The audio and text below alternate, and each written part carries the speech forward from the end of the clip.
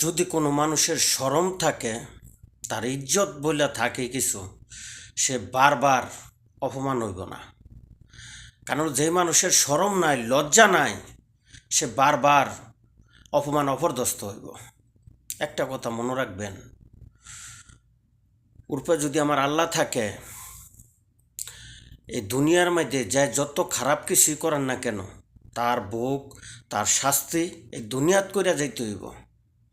এই শাস্তি ছাড়া আপনার দুনিয়া ছাড়তে পারবেন না, কোনো দিন ছাড়তে পারবেন না। একটা কথা মনে রাখেন, যে সরকার, যে কোনো দেশের সরকার নিজের দেশের চিন্তা না করে যদি অন্য দেশের পাও চাড়ে, অন্য দেশের চিন্তা করে, ওই সরকার কোনো দিন দেশের জনগণের জন্য ভালো হইতে পারে না।